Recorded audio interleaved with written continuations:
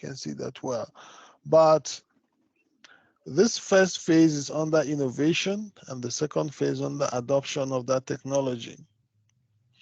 And under innovation, you have basic and applied research and the prototype testing. So these two are under the innovation and development phase.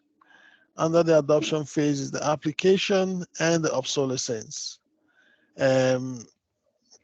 So you can see how the graph goes off. The intensity of use, when you go vertical like this, you're talking of intensity of use, and horizontally, you're looking at time. So innovation, here you are just innovating, you're doing your applied research, the intensity of use is low. Then early diffusion is a part after your prototype testing, and now you're adopting and you're into the diffusion and application. You see the intensity of use begins to rise, right? It goes up, early diffusion, incorporation, and then wide utilization right up here where everyone is now using that technology. But then at some point, intensity of use begins to drop, and you see abandonment setting in with time. People begin to abandon that technology. And this is the part where you now begin to plan a replacement, okay? Because that's the obsolescence phase where the intensity of use and utilization is beginning to drop. At some point, the equipment becomes obsolete and no one wants to touch it anymore. They're looking to use new technology, and it will be abandoned right here.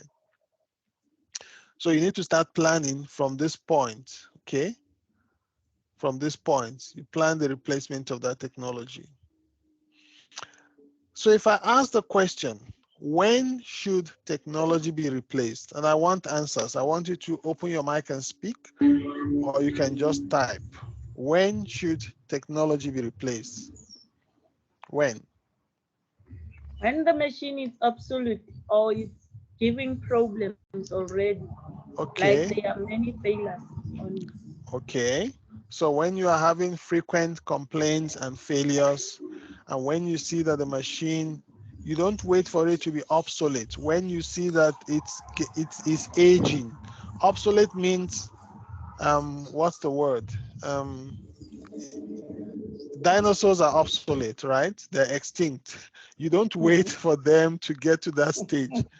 You start planning way before they become obsolete, right? But there's the obsolescence phase when it's now becoming old and when you have frequent failures. Okay, so what else? Okay, I think also when it's no longer supported by the OEM.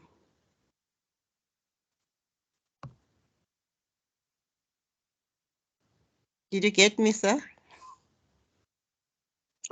I did get you, yes. I said if it's no longer supported by the manufacturer. Correct. So I can also maybe say that when you look at your repairs versus the current cost of the equipment, okay, if your repairs get too high compared to the current value of the equipment, then yes, you should consider replacing. Exactly. So when the cost of repair is even more than the cost of replacement, well, almost the cost of replacement or more than the cost of replacement, obviously you have to look into replacing the equipment, because it will be much cheaper to buy a new equipment than be using that old one and keep spending money fixing and repairing. Yes, what else? As you mentioned earlier, I think in the first slide where you said sometimes if the machine, the design of the machine is maybe faulty, okay, or like what you said in the picture. I don't know if it makes sense what I'm saying. Yes, if the design is flawed, and because of that design flaw, you have frequent complaints. Yeah. This equipment keeps breaking. I don't know what's wrong. It's giving us problem. It's not working the way it should. We don't enjoy using this thing. You should start thinking of replacements. What else? When there is a new technology, the physicians or the doctors, they always go to seminars, and when they get there, Yes. they see the new technology, and then Yes. when they come, they will be like, no, we don't want this one. It's not Yeah. working this way. Yeah. The manufacturer complains because now they want that new technology. Perhaps Yes. because they see that it's faster, it looks more fancy, it's better to use, it will help their work, it will make their work easier. So when they go for these conferences and come back and they've seen new technology, or their colleagues have told them about this new technology that will make their work easier, they come back, now they want it. Exactly. What else? Again, I think we can also include when the machine poses hazards, like Exactly. safety hazards. So when you have the machine is now risky to use, there are more hazards associated with the use of that machine. It's no longer, you can't guarantee the safety anymore, either because of a design flaw or because it's now getting old, or it breaks down frequently, and it could break down in the middle of a serious procedure. So you want to minimize that risk, and by reducing the amount of adverse events and incidents generated as a result of the use of that device. So it's time to begin to think of replacement. What else? When Yeah. there is no technical support from the supplier, Mm, or the machine is phased out, there are no spare parts available anymore. exactly. No spare parts anymore. No technical support anymore. So it's time to think of replacement. Okay. Or maybe the manufacturer has gone bankrupt, or their representative, so there's no technical support. Okay. So a machine could fail at a critical moment. When you have safety and regulatory issues, is due for replacement. Okay, someone has talked about, physicians coming back from a conference and decide they need new technology. Okay, when you have frequent complaints, users or departmental managers complain that the equipment never works right. Obviously, they want new equipment. When undergoing repairs, it is found that parts and support are no longer available. So if you cannot maintain it, parts are not available, what can you do? You have to replace. Okay, so why do you need to develop a replacement plan? Let's discuss that also. Why do you need to develop a plan for replacing equipment? Why? It could be for budget Um, purposes. I think that at some point, Budget purposes is correct. almost all medical equipment, I think all medical equipment at some point needs to be replaced, whether due to technology or other Yeah. things. But you cannot replace all of them at the same time. Yeah. So that is where I think the planning comes into play. How you're going Exactly. to filter the old ones in and then bring the new ones in, looking at the cost and the budget of everything. Precisely. Yeah, exactly. What else?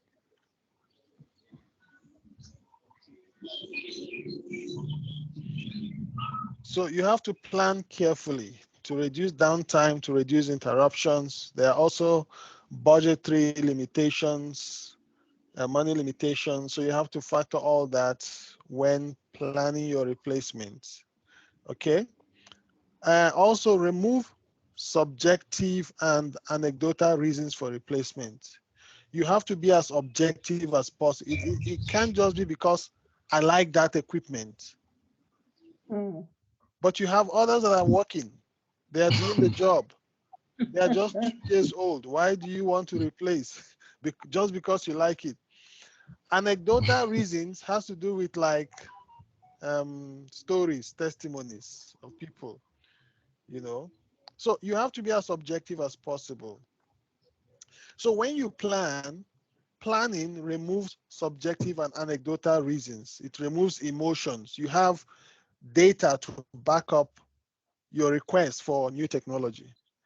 So planning helps you to be able to anticipate major repairs according to the equipment life cycle. So if you know that after 5 years, this equipment is not reliable anymore, we need to replace it, you can start planning now and budgeting now for that time. And when the time comes, okay, we've been using this equipment for 5 years, or the policy says, like in TUT, after 5 years, replace all the laptops. It mustn't go beyond 5 years. So even for us lecturers, after 5 years, we get new laptop. In fact, beginning of last year, I got a new laptop I didn't even ask for.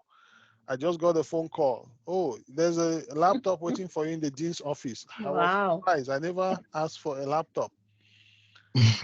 The first email I did not respond. I thought it was a mistake. Then they sent another email. I think this time it was from the office of the dean himself. Oh, there's a laptop waiting for you here. Then I knew it was serious. I went, and sure enough, there was a brand new laptop and bag waiting for me. And I went and fetched.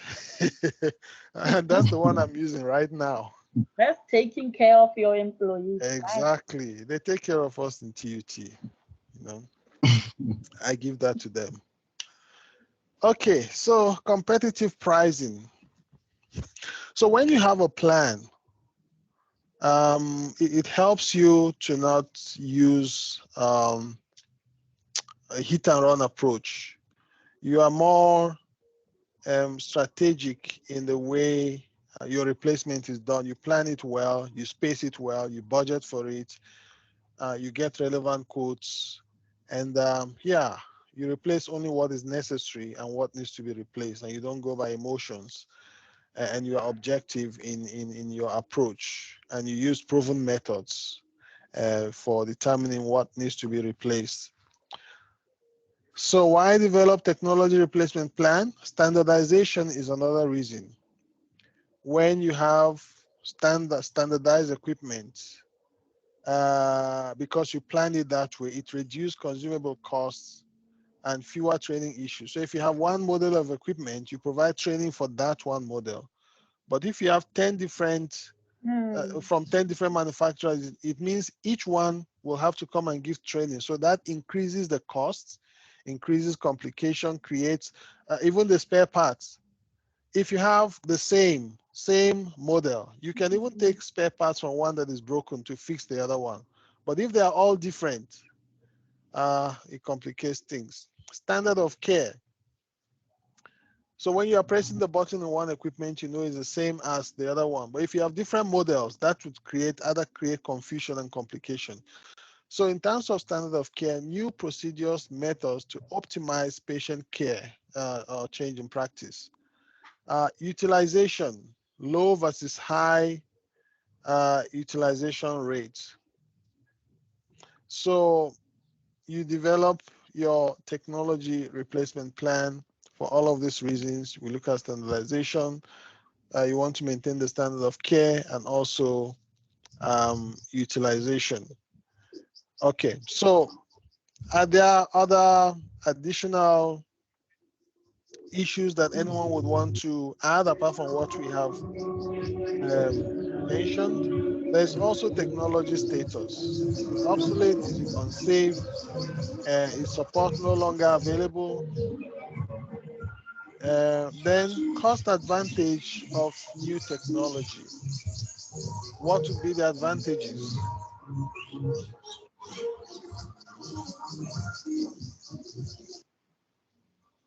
Okay, I was just trying to mute our background. Mute your things, man, guys. Oh. Yes, I have just muted him now. Let's just see, where are we? In the meantime, I wanted to comment when you say there should be the same model, the same company maybe of equipment. That one in government is not possible. We are having something like tenders, and then there will be like you are biased if you are buying from one company. You will find that in one word, you are having like 7, 8 models, and they keep on confusing the consumables. And that lead to the breakage of equipment. Okay. So it's just a disaster. What kind of complication can that cause in terms of, from the maintenance perspective? And from the user perspective? From the maintenance perspective, it will be like to have that, what can I say? Like that communication with the suppliers. Sometimes it's not that great. Some will come, some they don't. And then with the end users, it will be the consumables, like I said, they will keep on mixing them because they look alike, even though they don't look alike. Yeah. Yes. So that leads to the machine to be damaged or to be not used, operated the way they should be, because the training also will have a bad impact. Like some of the equipment they will be trained on, some no, or they will be trained on, but in the time of using the equipment, they keep on making errors. Yeah. The other thing, I think, if I were to mention this, especially regarding the very same government hospitals, let me say public hospitals, you may find that they want, as Neo mentioned, that there's tenders and whatever. You find that you are the sole supplier of equipment, which is something that doesn't really make sense to me. Let's say, for instance, we supply neon coding. There isn't any other supplier in South Africa that supplies neon coding. But when it comes to clinical technicians or I don't know, the buying department, they require a code. They'll be saying things like they need 3 quotations, which doesn't really make sense to me. I don't know if maybe someone else it does, because then they are allowing other people to give codes which they cannot render the service if they get other numbers. Yeah, because there's no other supplier, except they come back to that same sole supplier. Yeah. So and it the very now same prolongs people, the process. Yes, and the other thing what they do is whoever they give the tender to, because some people are connected, you know, kickbacks and everything. This is South Africa. So the very same people that get orders, now they come to, let's say for instance, my company and get spare parts. Then what they do is now they will inflate the cost for the hospital so that they can get something in between. So it's sad, and that's what's happening at the moment. Yeah. Sometimes you don't have even, you can't say anything. They overrule you because they are in higher positions, or they buy maybe from national. For example, last time they bought the bed, the patient bed, but no mattresses. So I'm like, how can you buy the bed and then it's gonna be stored? Because it doesn't have mattresses. And then when I raised it up, they were like, no, it's fine, we'll buy the mattresses. And even now they are still stored. They are still stored there in the storerooms. You can imagine.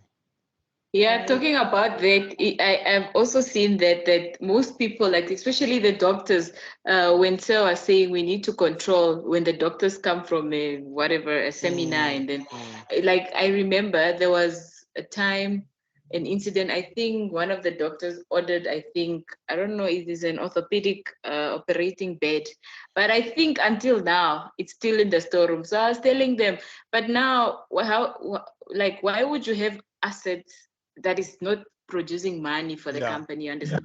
So it doesn't make sense. Like, why? Like, because everything you buy, it needs to make money, because especially in a private hospital, like, how do I buy an anesthetic machine for maybe for $500,000, and then that $500,000 is just seated there like for 2 years? You get it? So how am I going to get the money back? Because I need to get that for $500,000 back. So the equipment is locked up in the storeroom somewhere. It becomes a holiday home for spiders and rats, all kinds of things. Or the other thing, they just buy the equipment, but it doesn't have its consumables. Like they will be buying ventilators, but they didn't bring the patient sector. Then you will wait for another 2-3 months for the order to be generated, because someone feel like you cannot want those patient sectors from that company. They'll be delaying the process, looking for where they can be benefited. Just a quick question. maybe regarding neo and people that are working in the hospital environment, because I don't really have that. Sometimes I ask myself, do you guys have meetings with your directors? Are you able to voice out these things? Because maybe we can start talking about solutions, because there's just too many things that I do not understand happening at the government levels, and then no one really takes accountability and responsibility for these things. Everyone just shifts and puts blame on the next person, and then honestly, it cannot work like this forever. So that's why I'm asking if you guys have any form of communication or at least a comment that you can make to improve our public sector, because unfortunately that is where all the people in the locations our grandfathers and our grandmothers go to. Yeah, we do have those kinds of meetings where we are giving them our problems, what are we facing at the hospital. Some are attended, some are not. It depends. Also, it depends to you as an individual. Are you able to stand for your point? Like in my case, if I bought equipment or the equipment is bought from this company, I make motivations letters to say we should buy from that company, given reasons why. Because if we can just buy a generic something, it can cause problems. Yeah, I like the part of giving reasons why. So your reasons have to be strong enough and convincing. Yes. Which is why some of the things we will look at here will help you when putting together your reasons. And you do it in a very organized way with facts and figures that are convincing. Okay. So, just to, I don't know what has just been said now. Sometimes even if you give your own reasons which are valid enough to back you up on your point, sometimes they don't listen onto that. They look on the cost, and the people who are sitting there head office taking the decisions. Yeah. Sometimes because they know that they've been working with this company for this long. If you raise a point with regarding that company, most of the time they don't listen to that. Because sometimes it's all about money that they're going to spend on that equipment that they're going to buy. I agree. Yeah. So people are not objective. Yes. Can I please comment? Yes, go ahead. I think it varies with hospitals, because I'm in a private sector and I don't have that kind of problem. If I request a quotation for new equipment, it will be between me and my technical manager. If I make the final word, it will be my final word with my recommendations, and then finance will just have to approve from there.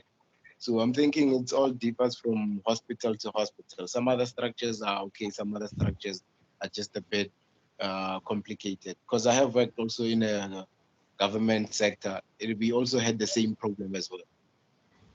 Yeah, it's more difficult in the government sector than in private because of all these bureaucracies and, people having their own personal interests and agendas. And sometimes people, when they follow correct procedure, they don't get their own cut. So there are a whole lot of factors that influence some of these decisions. And even when they know you are saying the truth about the procedures and processes that need to be followed, they don't listen to, like Neil was saying, sometimes they don't listen to you. They've made up their minds what they want to do. And okay, we'll talk about the consequence later. For now, we just want this, which is quite unfortunate. But it differs from hospital to hospital. But things are more organized, procedures stricter and followed more in private than in public hospitals. Okay. So what methods or methodology should you then follow? You have to gather the data, and that's why we're talking about making your case. So in making your case, use available data on safety, on user problems, on reliability, support cost, utilization rate and the age. So that's why these things need to be documented. So if you've had series of failures that compromise safety and they are documented, you can use that. Okay. If you have user problems, multiple complaints, if you have issues of reliability, so all these need to be packaged in a way that will help you strengthen your case. Support costs, utilization rate, availability of spare parts, age, and so on. So if there are policies, like in TUT now, the issue of age, after 5 years, all the equipment, the computers in the lab are replaced. And there's nothing wrong with them. They're all working, but they'll all be replaced. All the computers will be replaced. So what do you do with the old ones? You can donate them to charity. You can, if staff members who have desktop need them replaced, they can come and take. If not, they can auction them. But there's a policy that IT policy, 5 years, all technology replaced. And some of this data you can gather from your computerized maintenance management system. So that could be a good place to get this information because you have the records of your maintenance and repairs in that system. So you can pull from that and use it to strengthen your case. In gathering the data, also you need information about the type of equipment, manufacturer, model, serial number, date of manufacture, the purchase records, and that you can also pull from your CMMS. Okay. There are other indicators that you can use to determine device function stroke the risk. And you can look at maintenance data like support from manufacturer, parts, repair staff, service contracts, diagnostics unavailable from manufacturer, because you could make a strong case from that as well. If there's no alternative support, no service documentation, no tools, manuals, upgrades available, those are all strong indicators that can strengthen your case for replacement. Other indicators like your safety data, if there's a history of recalls, hazard alerts, incidents, regulatory prohibitions, lack of essential safety features. So all of those safety data can help to strengthen your case as well.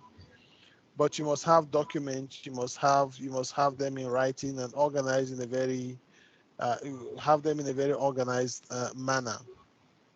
And other indicators like your user problems, your history of use errors, or if there are no problems found, and then poor reliability, like if there's increased downtime, which will cost money and create unnecessary long queues in the hospital, decreased staff satisfaction, because if you're using an equipment that keeps on breaking, keeps on frustrating you and the patient, then the degree of satisfaction increases. So, and that makes the equipment less and less reliable. If there are high failure rates and all of that, so all of this, especially if they are documented. So all those indicators can be strong reasons for replacement of equipment.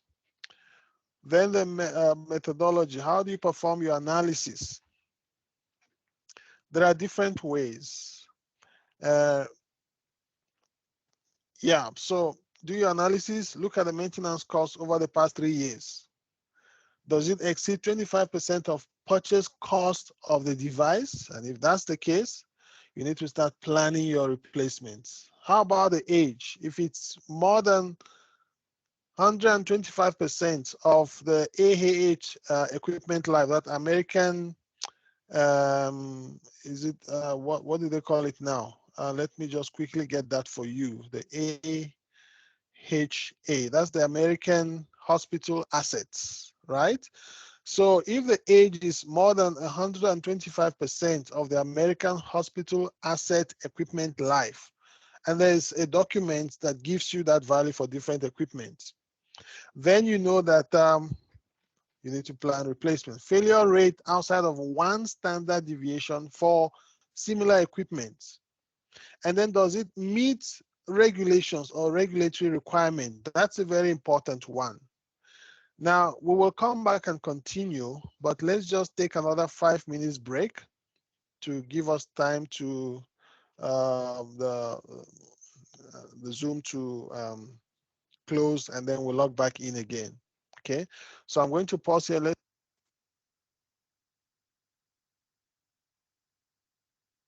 We are not using Zoom this time, we're using MS Teams, but let's take a short break anyway. 2 minutes, not 5 minutes. 2 minutes to catch your breath, and yeah, then we'll continue.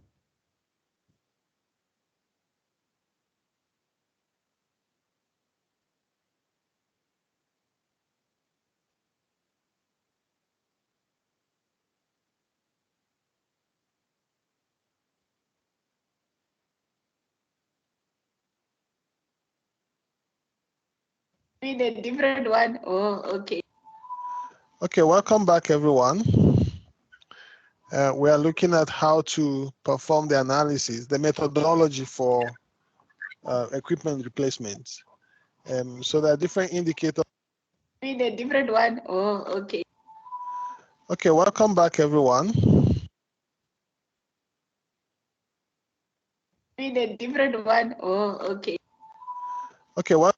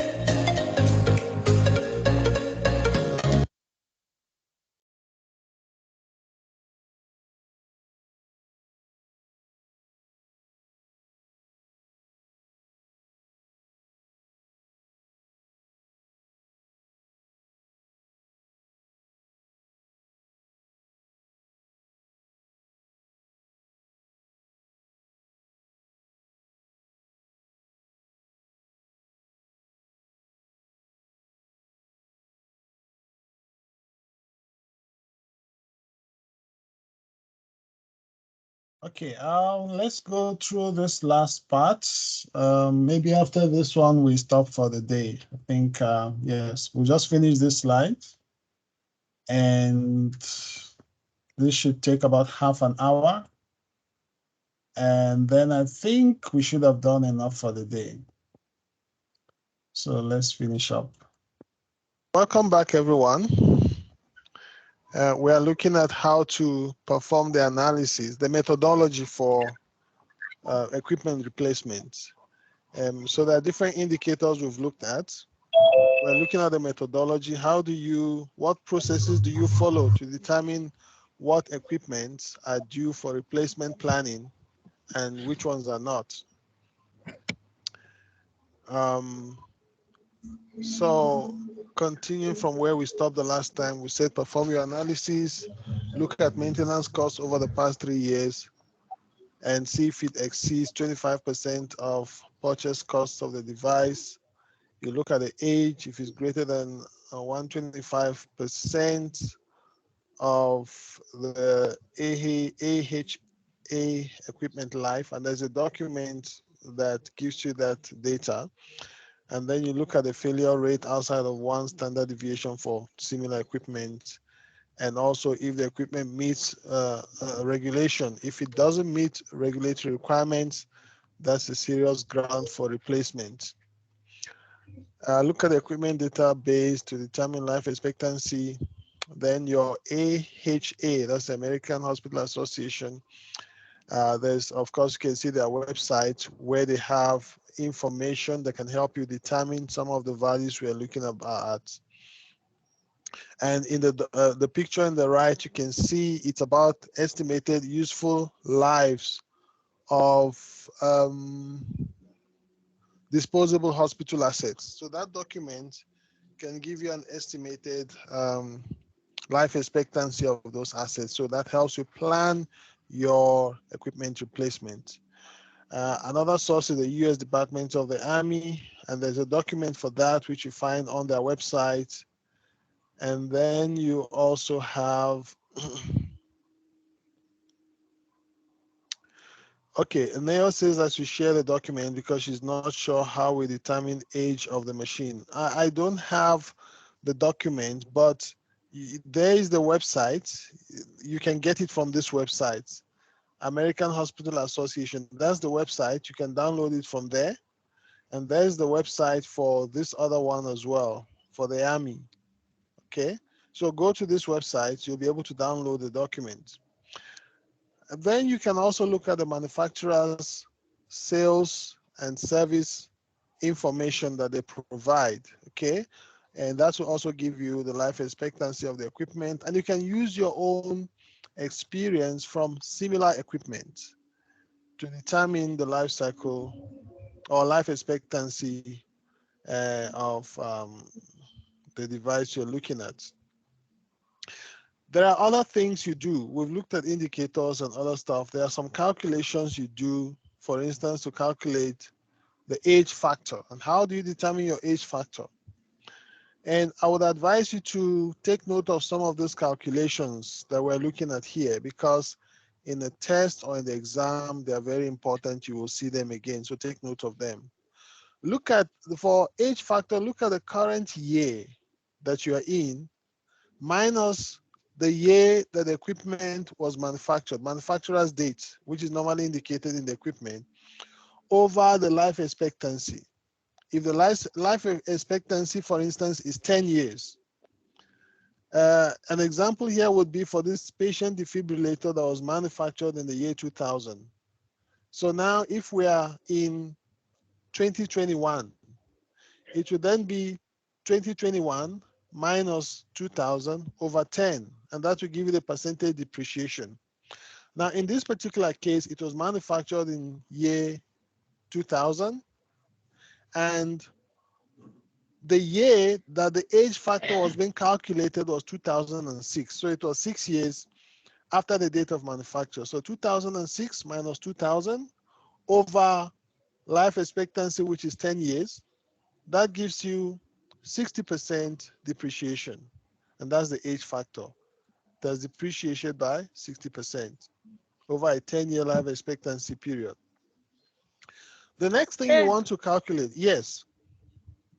Yeah, on the last, like, I want to ask something. Like I said, we are having tenders. Maybe, for example, the machine was manufactured in maybe 2010.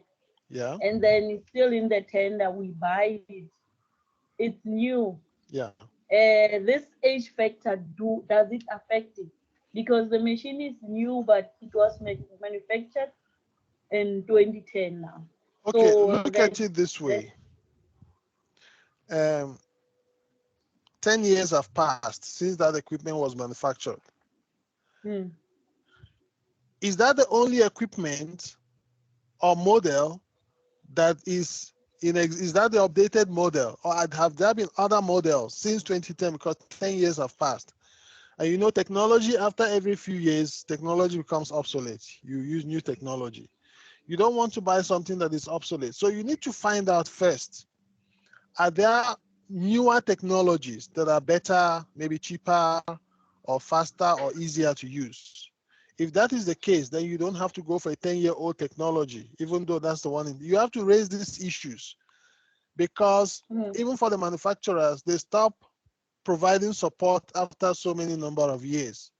And if you have only 1 year before the support ends, what are you going to do? It's a waste of time and money. So these are factors you have to raise. Okay, that's very important. So use these calculations in strengthening your case so that you are not just talking. You have facts, you have figures, you have data, you have documents that you show to solidify your case. Okay. And sometimes also you need to use like wisdom and also the way you must first understand.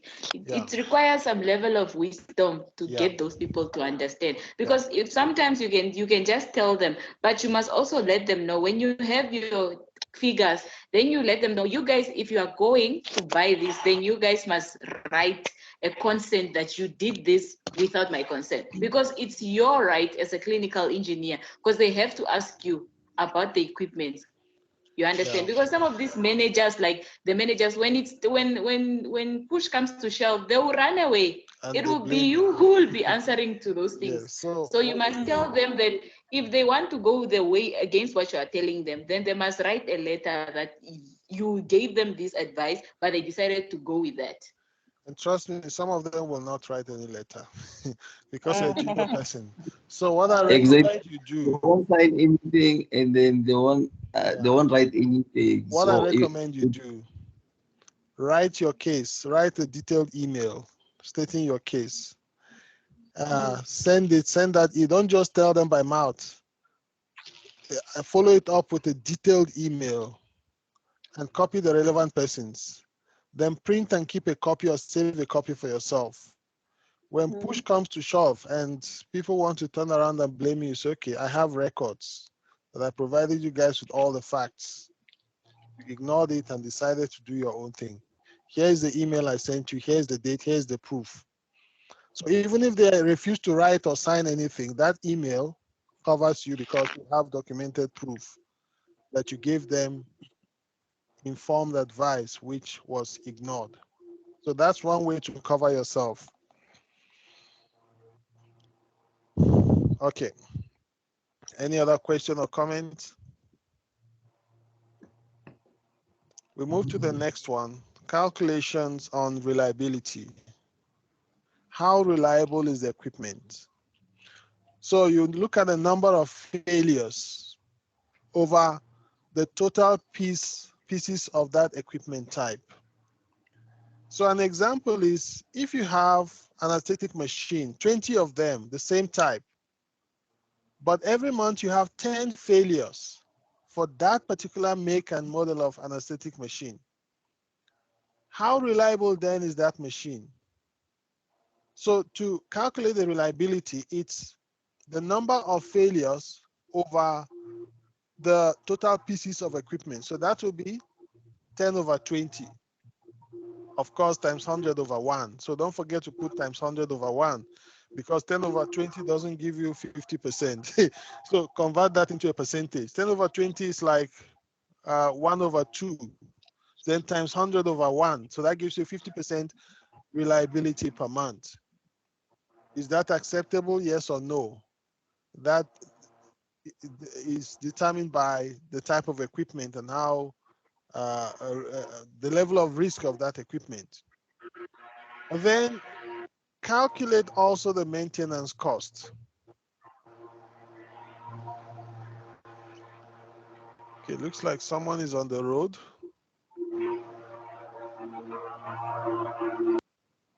Yo, noise problems, very serious noise problems. Okay, so calculate the maintenance costs. And how do you do that? Maintenance costs over cost of purchase of new equipment times 100 over 1. So if, for instance, you have 5,000 US dollars cost of maintenance on an existing infant incubator, while the new incubator costs 12,000 US dollars. So your maintenance costs will be the maintenance cost is your 5,000 US dollars over the cost of purchase of a new equipment times 100 over 1. So don't forget that. So that's 5,000 over 12,000 times 100. That gives you 42%. That's the cost of maintenance, and that's quite high compared to the cost of getting a new one. It's more than 25% already. Okay, we've seen this before. So Neo says, over what period is cost of maintenance calculated? You can do it over. Yes, go ahead. Can you please go back to the last slide? I just want to check something there. It says maintenance cost 5,000. This 42%, is it for a specific time period or like for a year or? Yeah, that's the same question Neo has just asked. Oh, okay, all right. You can decide. It could be, for instance, your maintenance, you do your maintenance maybe 6-month period or a yearly period. So it could be over a year, right? Okay. It depends on how frequently you do the maintenance. If it's something you maintain every month, then you can decide, okay, monthly cost of maintenance, or you can do it to be on the safe side, 6 months or 1 year. You can do it a yearly cost of maintenance, for instance, right? And they calculate. So would it make sense maybe to keep on, maybe for instance, you keep running it, you don't calculate over a certain time period, and then obviously this percentage will increase as time goes on. Yes. And then you monitor the percentage. Yes. If you calculate over a 3-year period, for instance, the percentage will be higher than if you do it over a 1 year or a 6-month period. Yeah. Yeah. So the older it gets, the higher the percentage, the maintenance cost. Yeah. But you can do it on a yearly basis to get a baseline, to get a value for. You can see as the years go by, the yearly cost of maintenance will increase. So this we have looked at before, and down here you can see replacement forecasting, which is what we are trying to do, okay? So what is the replacement planning process? Some of which we already mentioned. Assess the clinical need, and this requires a multidisciplinary approach. And sometimes the committees will have to be constituted to determine that.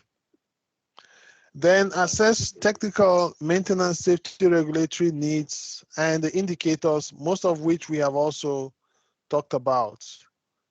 I'm getting some background noise, so let's do this. Okay, so your technical maintenance, safety, regulatory needs, and the indicators. So that needs to be assessed. Then review equipment database and maintenance criteria and calculations, and of course your asset budget. So all of this you need to factor into the planning process. There's also a weighting system that is used for equipment replacement planning, and you give values for each one. depending on a certain set of criteria or factors. For instance, if you have unresolved safety issues, so you have the title of each column here, the factor, the value assessment, the range, and the weights. So unresolved safety issues, for instance, has a higher weight of 5 after it's been evaluated by experts. So there's a range of 0 to 3, but the weight is high. If it's an unresolved issue, what can you do? You have to replace the equipment because you can't resolve the issue. So if support by manufacturer is no longer available, then absolutely, you have to think of replacement. If there's regulatory prohibition that says, no, you cannot use this anymore, this equipment, you cannot use it, does not meet our regulatory requirement, like they did with Boeing, when all the fleets were grounded of that particular aircraft model. Absolutely, you have to think of replacement. If you're an airline that has that fleet of aircrafts that have been grounded, you have to replace, otherwise you're out of business. If there are reliability issues, the weight there is 4, and we've seen how to calculate our reliability factor. If it has to do with the standard of care, the weight is 3. If it's maintenance cost getting too high, the weight is 3. And if it's an age-related issue, because an equipment can be old, but it's still working very well, it's still reliable and dependable and effective. It doesn't break down as long as you maintain. Yeah, I have a few cars. One of them is over 15 years old, but it's very reliable. It's working very well. As long as I maintain it well, it's working. Some of you know the Jetta 4. It's a very strong car. It's working very well, doesn't give any problem. So why replace it? So we're still using it even though we have other cars. But so that's why the weight for age here is 2. It can be old, but still working very well and it's still reliable. The issue of standardization, the weight also is low. That is a 2. So this is one way you can use the weighting factor to plan for your equipment replacement. Submit report to hospital admin with a list base the list on allocated budget towards technology replacement. Then you prioritize, okay? And discuss with nurse manager before submission, and then you oversee the next step.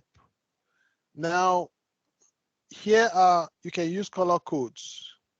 Here there are 3 factors or 3 color codes used to determine the weighting replacement factor. For heavy weight, that's red. Moderate weight, yellow, and lesser weight is blue. Red means, look, this is urgent. We need to replace now. If you have unresolved safety issues, or there are no spare parts, or manufacturer doesn't provide support anymore, or there are regulatory prohibitions, that's a red, code red. Heavy weights, 5. Replacement now. For moderate weight, you have issues like maybe your opportunity for income, it's becoming lower and lower, and there's documented poor reliability. So your reliability factor is beginning to increase. The equipment is becoming less reliable. That's a moderate weight. And if it does not meet standard of care anymore, that's also a moderate weight. And for lesser weight, like someone comes from a conference and says, okay, I've seen a new technology, let's replace. Or this equipment is already 3 years old, there's a new one. The question is it still working? Is it reliable? Is it safe? Is it still within acceptable maintenance cost? Is the maintenance cost still acceptable, within acceptable limits? Then there's no urgency to replace, okay? So the weight there becomes less or low. So these are methods you can use, the weighting replacement factors.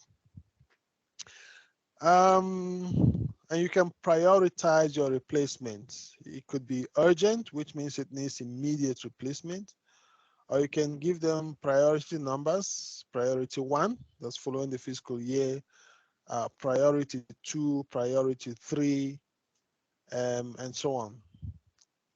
Then there's also advisory here. If there's a product line change, for instance, you have new technology, or there's a published end of support, the manufacturer have said in the next 2 years, there'll be no support for this anymore. Just like at the end of last year, the banks were saying, we are no longer going to issue checks or accept checks. So if you have been still using the paper-based checks in your checking account, the banks now published an information to say there will no longer be support for checks. We cannot issue checkbooks. We cannot accept or deal with checks anymore. So you need to replace your method of transacting with the banks if you've been using the paper-based checking methods. Okay. This you have to look at on your own. Control number, the type, the manufacturer model, serial number, year added, justification, and year to replace. So you can have a kind of technology replacement report for pattern after this or model after this fashion. You can have a spreadsheet with all of the data of the equipment. Okay, so still talking about technology replacement planning, you can do a strategic replacement planning. And in that planning, you will include issues around the safety, clinical benefits, new and emerging technology, is support still available, yes or no, standardization, and issues around it that we have discussed, then budgets. You do your cost benefit analysis. So that you include in your planning. So there's an example here for technology replacement, like a master plan. In 1996, master plan provided the facility with a systematic rational process for determining which pieces of clinical equipment should be replaced during the next budget cycle, along with a complete 1-year budget forecast and preliminary projection for the next 5 years. And then you look at the preliminary equipment replacement planning, or PERP. The PERP process analyzes 7 key factors, reducing the evaluation of each item to a single figure of merit, which is then used to rank the candidates for replacement in a concise shortlist. So using this method, you look at using the PERP process, do your analysis using the 7 key factors, and then you reduce the evaluation of the item into a single figure of merit, and you can use that to rank it to decide which ones need to be replaced now, which ones should come in the next budget cycle, and so on. So how do you do it?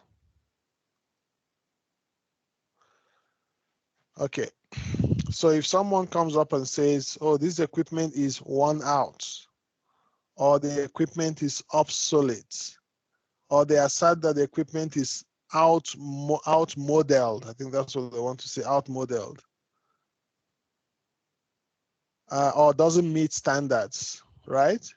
Because you can have all kinds of assertions by people. Then you do your PERP report. Has the potential, does it have the potential to shorten the capital budgeting process and make it simple, make it thorough and consistent? Remember, we said earlier we want to use a method that is objective, not subjective, not anecdotal. We don't just want to go with assertions. We have to subject the process to, we want to subject it to rigorous processes that will help us to consolidate our facts and data to strengthen our case for equipment replacement. So the PERP report allows you to look up at any time the relative ranking of the urgency with which each of your major equipment items need to be placed. Urgent, priority 1, priority 2, priority 3, or you can use the color code red, yellow, blue. And it provides a rolling forecast for your basic capital equipment budget with projections up to 5 years, okay? So how is the ranking created? We talked about the analysis that look at 7 factors. So 3 of those factors that are considered are facility related. 2 of them are manufacturer related, and the other 2 are maintenance related. So once you've done that, you compound the result of the analysis into a single figure of merit, as we talked about before, to give you a total replacement point, or RPs. The prioritized short lists that you now come up with is created by ranking the inventory according to each item's total RP. And you can see which ones are high up there, which ones are in the middle, and which ones are in the bottom of the list. So now we have what's the word? Okay, let's leave that word. I want to say a systematized way of doing your ranking, so as to see which equipment should be given priority, as opposed to just saying, oh, this thing, I don't like it anymore, it's old, it's been here for 5 years, or there's a new technology out there. Those are all subjective.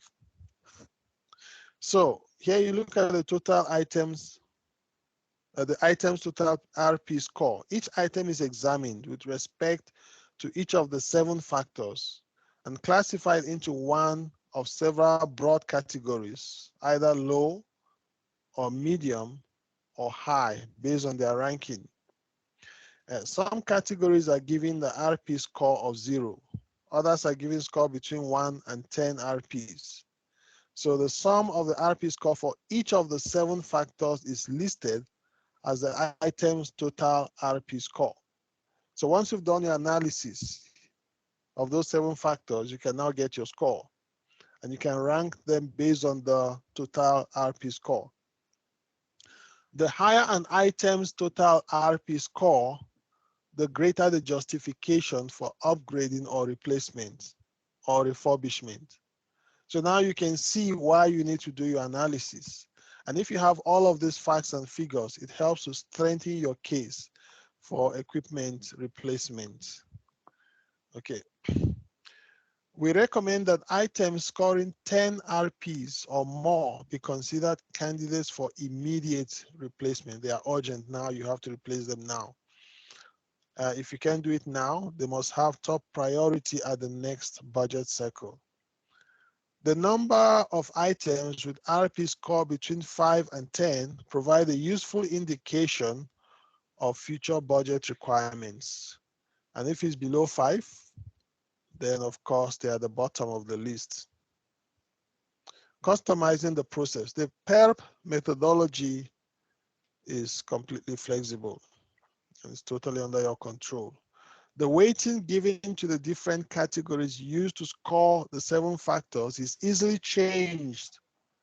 How do you do that? By changing the RPs allocated to each category. So you can change how many RPs you allocate to each of those 7 categories, and still use the same method to get your total RP score. The 5 and 10 RP cutoff level are somewhat arbitrary, okay? You can simply choose to use different cutoff levels. So you choose what points you give to each factors, which will now give you your total RP scores eventually. So it's quite flexible, okay? It's not rigid. Okay, so the 7 factors when doing your PERP. Here are the 7 factors. The first one is the age and condition of the equipment, the utilization level, and the clinical acceptability. Now, what we said before is that the first 3 are facility related. Then the other 2 are manufacturer related, and 2 are maintenance related, giving you 7 in total. So here they are: age and condition, utilization level, clinical acceptability. Those are facility related. Then the other 2, your technology status of the equipment and the parts availability. These are maintenance related. And then you have the final two, projected annual maintenance costs and the projected reliability. So you can determine what values, RP values you give to each of these factors. And as you assess each equipment based on these 7 factors, you can now determine their total RP score.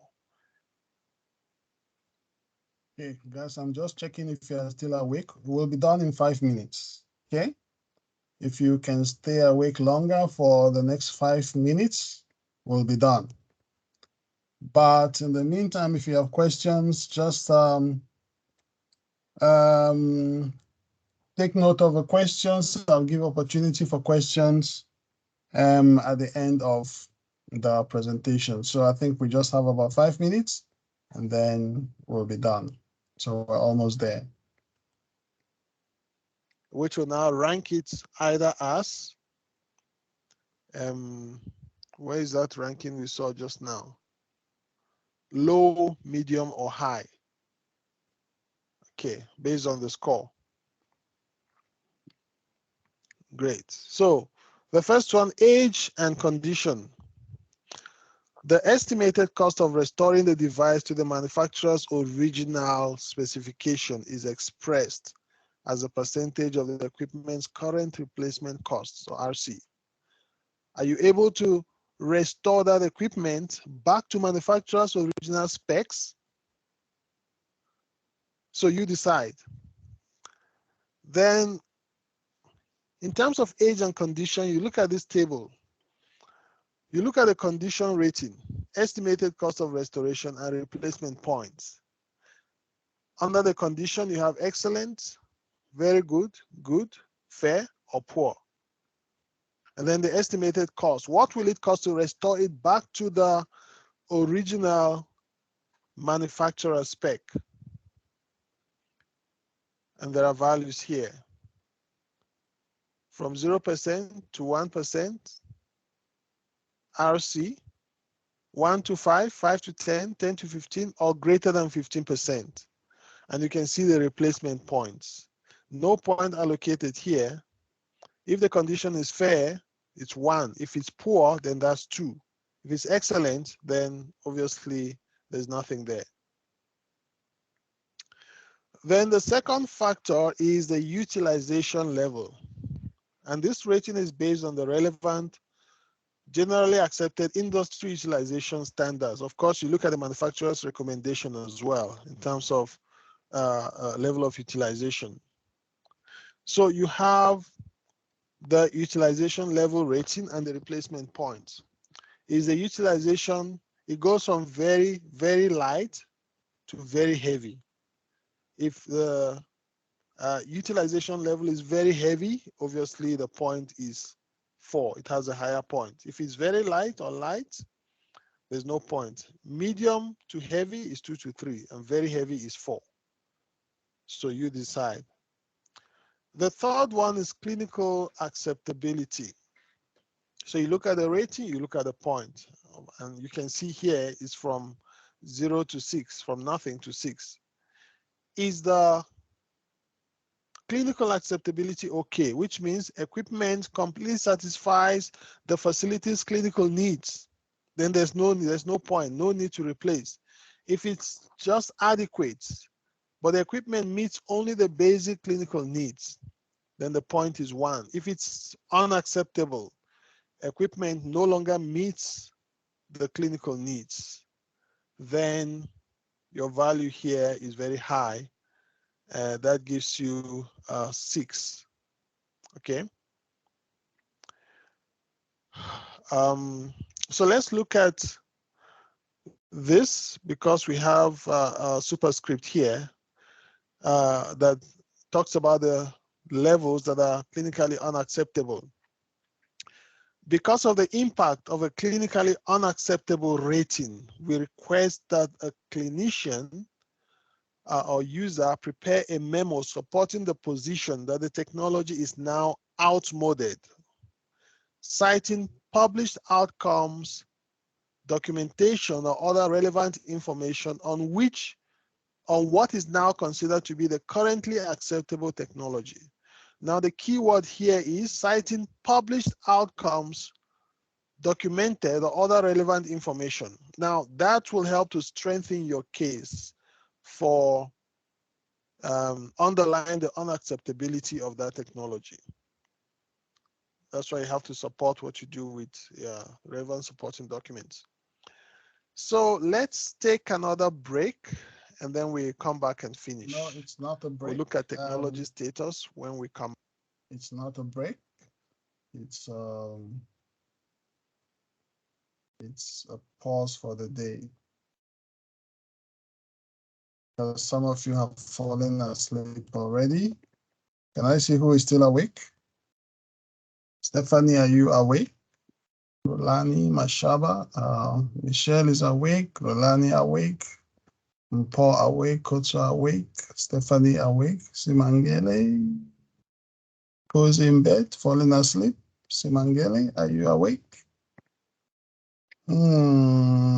Simangele, are you awake or asleep? Michelle is there. Oku, yes, awake. Simangele may have fallen asleep. But okay, guys, what do you think? Oh, you woke up eventually. Okay. Okay, great. So I want us to stop here for now. Obviously, the law of diminishing return is setting in. But what do you think? We've covered quite a bit today. And yeah. So I will send you the slides on WhatsApp. I'll share it on WhatsApp.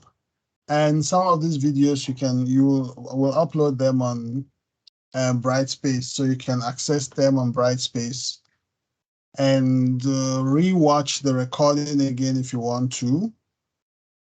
And like I said, if there are questions, if there are issues you want us to readdress, I'm always available on WhatsApp. You can send an email as well, but the quickest way to reach me is on WhatsApp. Okay, any final question or comments from you guys before we close for today? Sir Khotso here. Can you also share the